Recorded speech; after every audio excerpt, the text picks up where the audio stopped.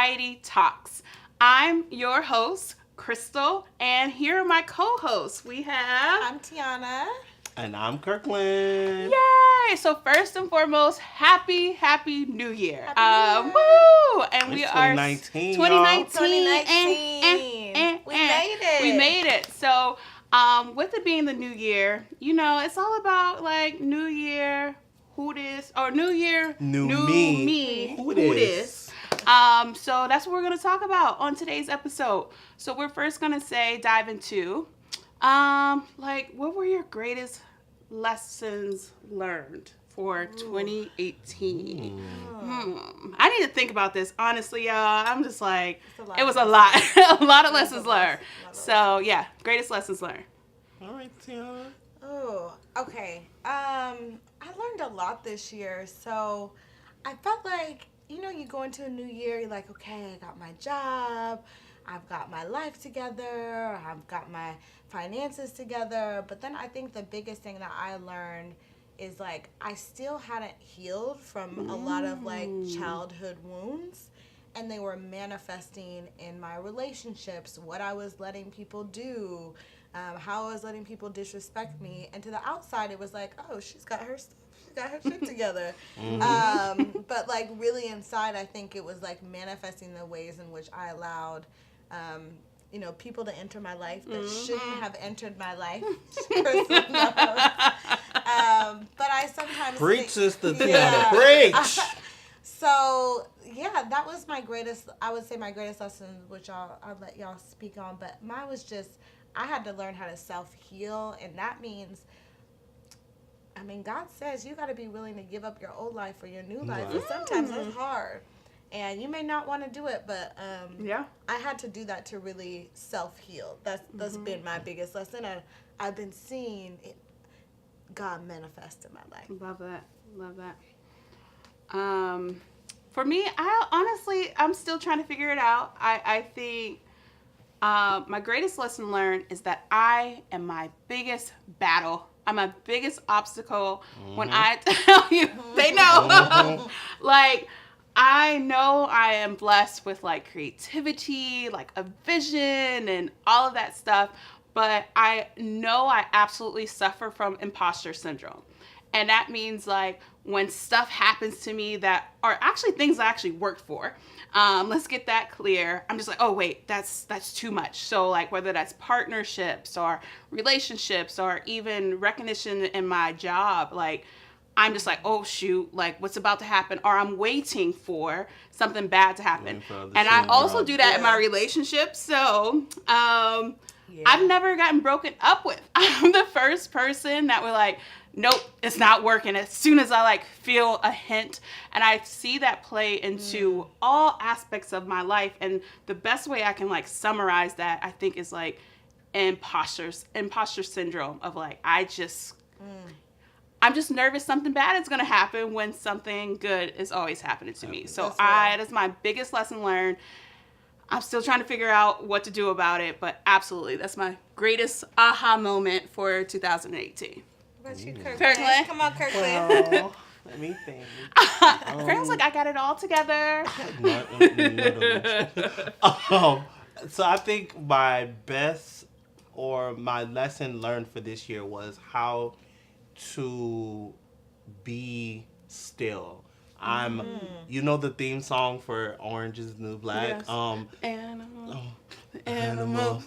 Tap, tap, tap. The cage is full. That right when she says, being still is hard. It's true. Yes. Because you can run 1,000,000 miles an hour, but when it's time to stand, like, because I'll have all these ideas of things that I want to do. And it's like, I remember a really old lesson I learned from those videos. Yeah, I don't know if you remember back in the day, like Tyler Perry used to do these videos we used to get on live. And he used to talk about these things. And one of the things he always made an example was he had one plant and a gallon of water. And he said, if you want this one plant to grow, you have to put the whole gallon in the plant. You can't put a tenth here, a tenth in this plant, a tenth, because they're never going to grow. And so what that taught me was be still and focus on one thing. Grow that one thing until it is grown beyond you. and then you can bring people in, and then you can move on to your next thing. And I always didn't realize that I never had to limit myself. I just had to wait. So having patience, that kind of patience. I already have like patience to deal with people, but like patience for things to grow is what I never had. So That's so true, Kirkland, because I felt like this year, it's like you really get what you put your energy to, and I was putting my energy to all these different things, and when I started to really focus and say, no, this is what I want, this is what I want to put my energy into, I saw those things manifesting, and so I've been selective on what I put my energy into. It really, you can't be letting your energy leak out into other people will things. drain your energy. If you let them like vampires. And I'm thinking, but when you were sharing that, I'm like, well, why can't they get a 10th? Because you don't want to over drown the plant, which is not what I should be taking away from that point. I'm like, but if you put the whole gallon in, it's gonna die because I killed plants like that. But anyway, I think it's so interesting how our lessons turn into our behavior. It turns into how we think about things, and I feel like my lessons learned of like having the imposter syndrome turns into procrastination. Let's just call it out.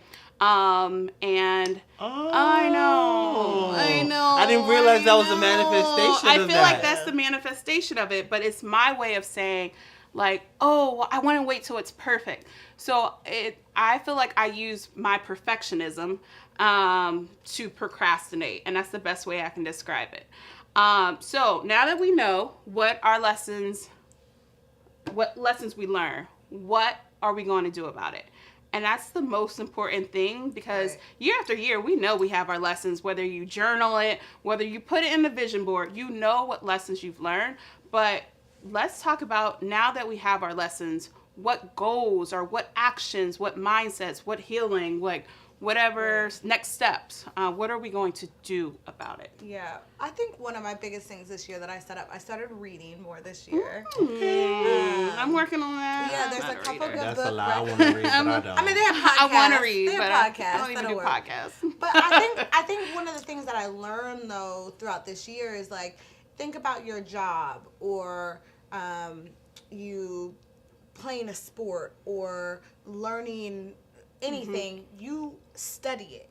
You actually put time into it.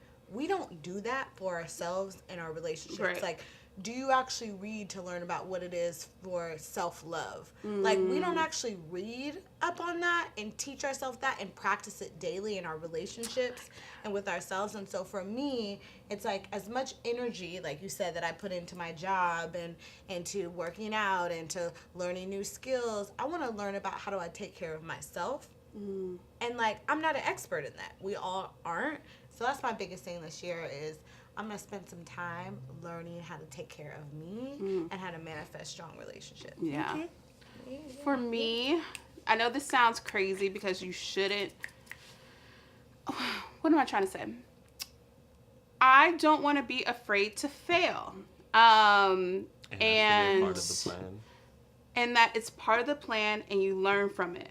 I feel like oftentimes I'm like, oh, if I'm good at this, I'm going to keep doing that thing. Or, so I feel like when I set my goals, I'm really good at setting goals. I'm really good at strategizing, but I feel like I strategize on things that I know I can like obtain and I can meet. Yeah. And then I over strategize, and then it just turns into like this whole mental roller coaster and like, I don't know, flow chart. Blocks that follow through. Yeah, Huh? yeah, blocks the follow through. So for me, I am going to accept failure, whether that is in the blog, accept it through relationships. Like, I'm going to accept it. And I'm going to be okay if it doesn't go as planned, because I feel like oftentimes that's what stops me, is that my fear of failing, even though it's really not a failure, it's more of a lesson. So, all right. So for me, my goal, I have like a lot of different goals, but I think like my top high level goal this year is to find a Black therapist, and that's my top level, like, have to get done by the end of 2019. I have to see a therapist. That's so, I applaud you for that, because I feel like in the Black community, that is not something we are like internalized to do. It's like, oh, you gotta I'm be tired. strong. I'm ready to heal these You broken gotta, wounds. you're right, right. Sad. But like we've Yeah. had generations of brokenness where like Black people weren't actually told like this is something you do. It's like you've gone through all this oppression for so many years. You deal with this type of struggle. And so I just applaud you for that, That's Kirkland. such a great. Let's get us a little session together. That's what we really need, a little session together. You're right. Okay, so my next, I feel like the thing we can do to make our goals actually attainable and achievable is summarize them into one word. So let's take it a little, hard. you know, this is the teacher in me. So we're going to take it a step further. If you had to set a word for 2019, what would your word be? What are you going to live by in 2019? Mine's love. Oh, I just- that's so sweet. Mine is just love. I just want to I didn't expect that. Me neither. yeah, I just want to love myself. I want to be vulnerable to love others. And yeah, I just want to bring in love in my life. Be All you need love is the thing. love. All you need is love. I just want to be Love is grateful all for the you things that I need. have. And yeah, that's my biggest my biggest thing. I think, love that. I think sometimes it's like, I mean, we're in our 30s and it's like, okay, when is that time coming? But it's like, you have to learn how to love yourself. And that's, I've been seeing, once I've been doing that, my entire world has been changing. And so, yeah, I'm a love on me this year. That's right, girl. All bets on you. Yeah. It's a good bet. It's a good bet. Bet on me, you'll win every time. Oh, boom, like that.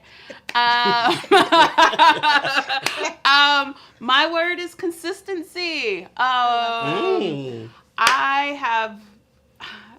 Sometimes I like can't even sleep at night because I have so many like ideas and vision, and I like try to keep a little notebook. But I just want to be consistent. I want to be a homeowner in either 2019, claiming it, or 2020. It's some couple homes, flip Which them means, things. or a couple homes. Flip them Yes, I things. do want to flip too. So I want to be consistent in saving and being disciplined in that.